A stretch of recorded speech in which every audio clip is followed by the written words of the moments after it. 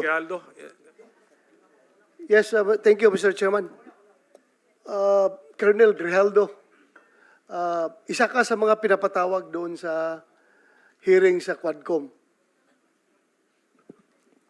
Yes, Your Honor. Well, pwede mong i-share kung anong gusto mong i-share dito sa committee na ito? Yes, Your Honor. Right. Mr. Chair, Your Honors, sa ating lahat, magandang hapon. Allow me to read my opening statement. Matapos ang House Quadcom hearing na umabot ng 14 hours, dumating ako sa bahay ng madaling araw ng October 23. Kasagsagan ng bagyong Christine. Hinihintay ako ng aking pamilya at nag-aalala at di nakatulog hanggang safety akong makauwi. Dala-dala ko ang masamang karanasan at hinanakit sa pangyayari, pero di ko agad nasabi sa aking asawa. Hanggang lumipas ang ilang araw, napansin niyang matamlay at di ako mapakali. Di ko matiis na di ko sabihin sa kanya, kahit alam kong apektado siya at may nervyos ang pag-usapan ay tungkol sa trabaho ko. With great courage, I confided everything to her. Kahit ito ay malaking problema, and it will affect us and it will change on our normal and simple life. My career for almost 30 years of service, our personal and family safety and security, and maybe I will be condemned or be ostracized. My wife hugged me and started to cry and asked me why. I told her patagal na tayong nagsusumikap and we have to be strong and survive together. Mauna ni ang panahon nga magpakabanata means makialam.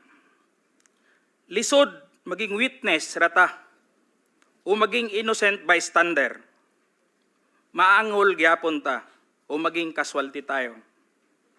Gipasabot na ko sa iya ha. I have to explain to her, kailangan naay mo barog sa kamatuoran.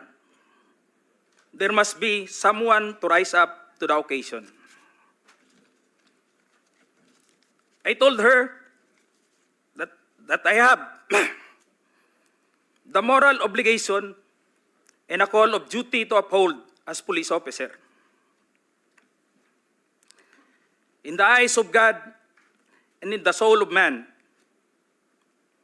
I have to say this, even God was betrayed 3 times. But this time, I have to say this, I don't want to betray our beloved country, our fellow Filipinos, and to God Almighty. I don't want to discredit the men and women of the Philippine National Police, the institution where I belong. I don't want to destroy my beloved alma mater, the Philippine National Police Academy, who molded me with moral values to speak for the truth that I owe, and it's time to give it back the honor and respect. Your Honor, allow me to read my affidavit. Great. Sige. David, Yes, Your Honor. sige, also submit a copy to us. Sige, Yes, Your Honor. Mahaba po yan? Ilang pages po yan? Saglit lang ho, Your Sige, Honor. go ahead. Okay. Allow me to read, Your Honors, my affidavit. I, Police Colonel Hector U. Grijaldo, third level officer, presently assigned a personal holding administrative unit, Camp Crame, Quezon City, after duly sworn to, under oath and in accordance with law, do hereby depose and states that I have been dedicated to public service for almost 30 years, and since I took my oath as cadet on June 1, 1995. On October 16, 2024, I was again invited as a resource person in the 9th Joint Public Hearing of Committees on Dangerous Drug, Public Order, Safety and Human Rights, and Public Accounts of the House of Representatives scheduled on October 22, 2024 at 9:30 a.m. I, together with other invited PNP personnel, attended said joint hearing in the House of Representatives. After I answered questions related to extrajudicial killings and the reward system, I was approached by a security personnel while I was seated in one of the witnesses during the hearing. The said person told me that I was summoned by Congressman Dan Fernandez. I went out of the room with the security personnel. When we were outside, he told me to go to the left corridor and proceed straight to the end room. While walking, I saw other witnesses who were standing in the corridor, including my classmate, Major Portalesa and Captain Anoba, who was wearing a PNP uniform, and the latter acknowledged me by saluting. When I entered the room, I saw two lawyers of Police Colonel Garma standing inside the room. One of the lawyers approached me and then asked me what we are going to talk about. I said I do not know. After a while, Kong Dan Fernandez entered the room and he asked me to sit beside him on his right side. And then Kong Abante entered the room, sat far end of the chair on the right. One of the lawyers of Police Karma stood near at my back. Kong Dan Fernandez put the paper he was holding on the table and told me, "Ito ang sasabihin mong statement na ito," while pointing on the paragraph on the paper. Ito ang supplemental affidavit ni Colonel Garma. Sabihin mo, alam mo ang reward system. I-confirm mo lang. Kong Dan told me to read the said affidavit. However, I asked the copy of affidavit he was showing to me to read it. He did not give it to me. The lawyer of Police Colonel Garma said, "Ikaw lang ang pwedeng magsabi niyan," sabi ni Colonel Garma. I was puzzled and I asked myself, why me? I respectfully told him that I cannot confirm. They are saying as I have not read the affidavit. We went silent for a while.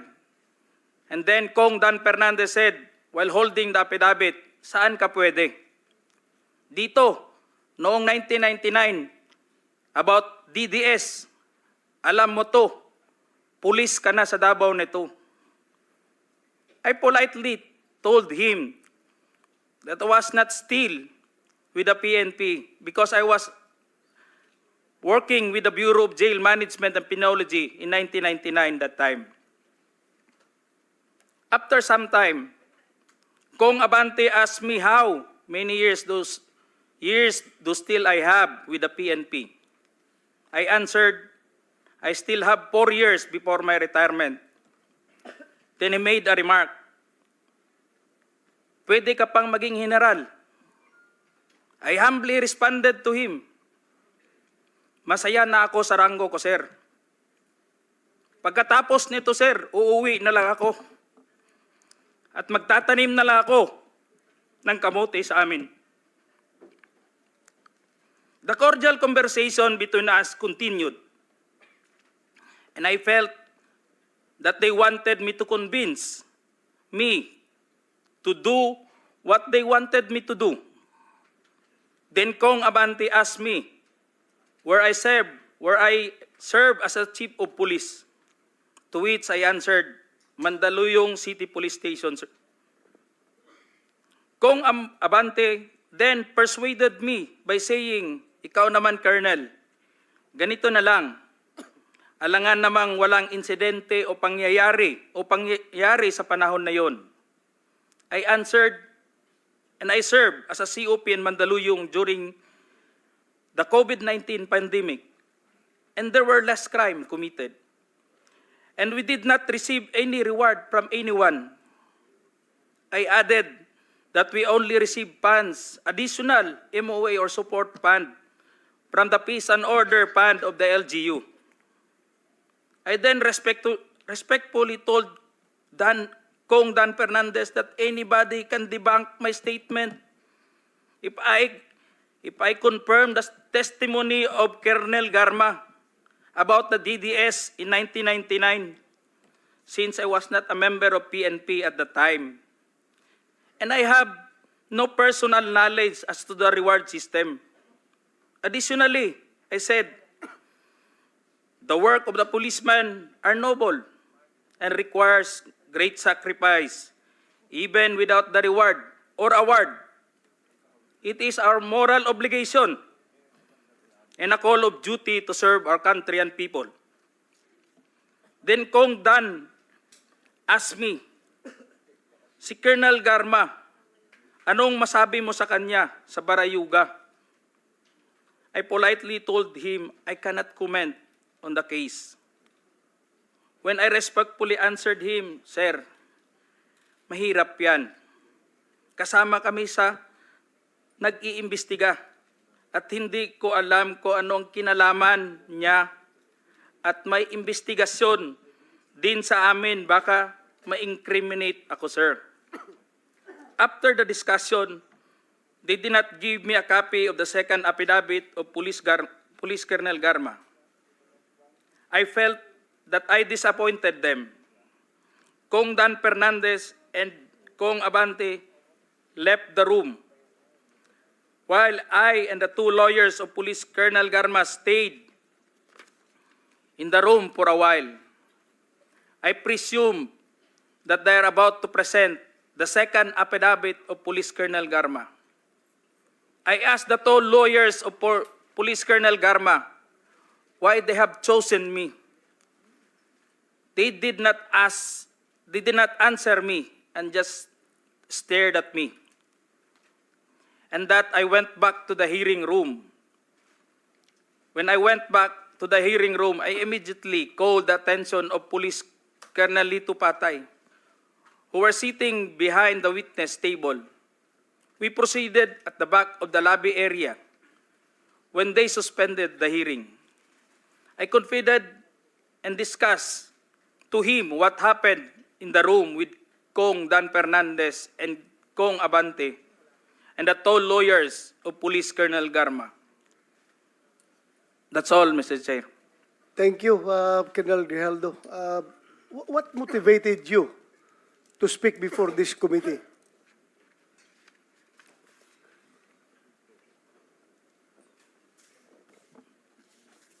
The time, Your Honor,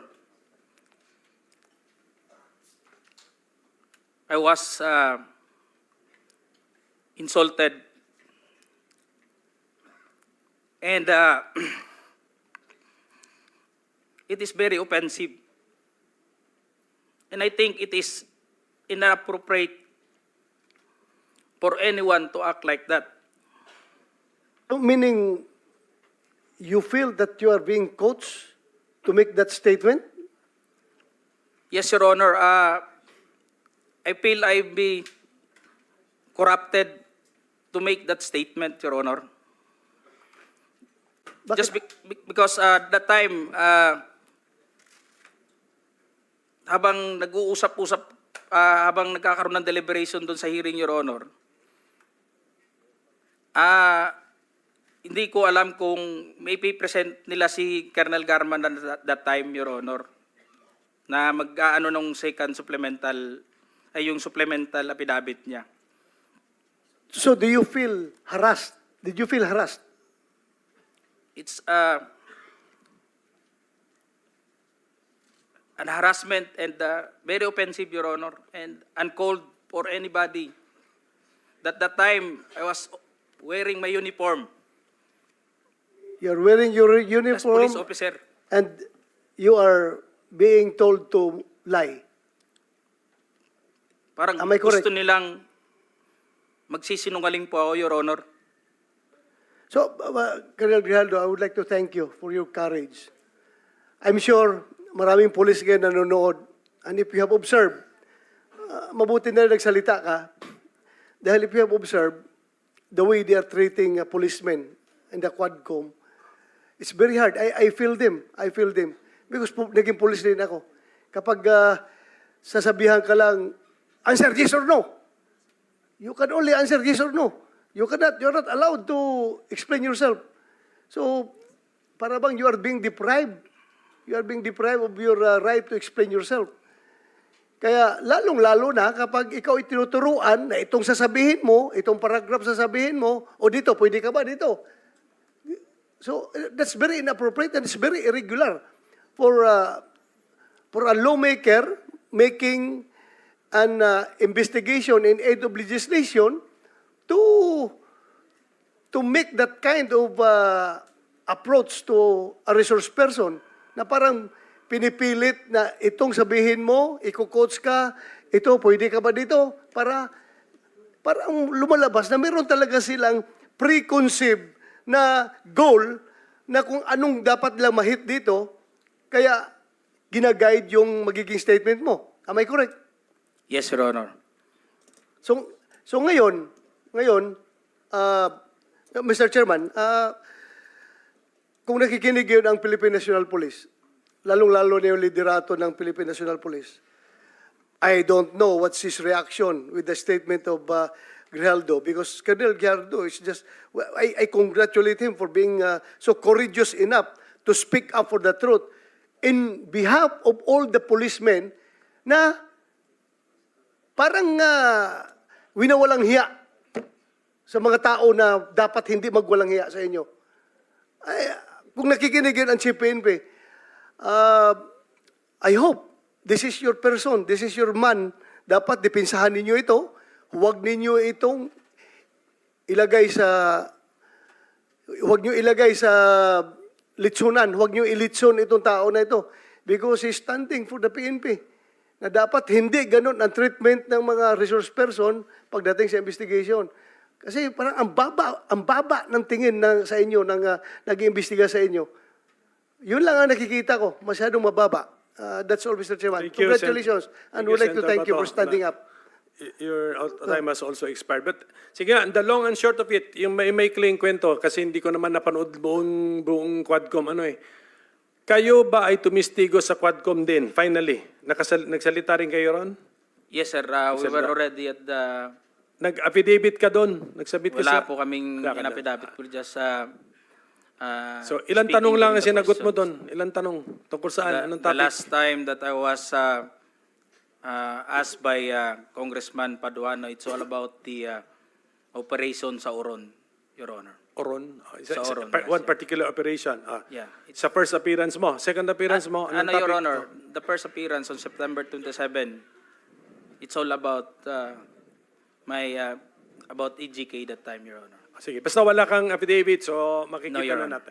Okay, so my colleagues, the President is getting tired. So kung meron tayong questions for the address to the former President, tanungin na lang natin. Sir, okay ka lang, sir? Sir, I'm good until 4 o'clock. Yeah, I know. So, 5 na, sir. 5 na. totoo, sir. 4 a.m. 4 a.m. He's referring to 4 Hindi ako a.m. nagpapatawa. Yes, I know that, Mr. President. Mr. Chairman, Okay, so- just to clarify, and I hope I didn't miss anything.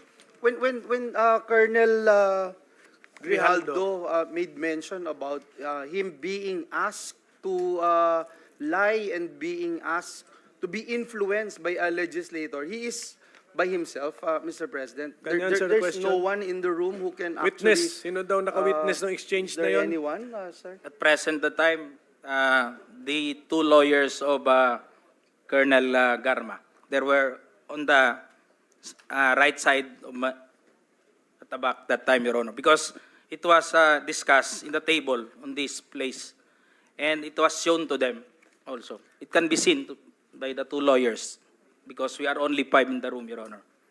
And seen and heard Yes, Your Honor. the words that you uttered a while ago. Just because one of the lawyer reacted when I refused to confirm the statement, because the holdings of this paper, Your Honor, like this, it was on the second page, and I've seen some notes or names, and my name was indicated in that statement. So when I rejected, or I don't want to say rejected, parang nag-explain na ako na hindi ko kayang i-confirm yung statement na yun.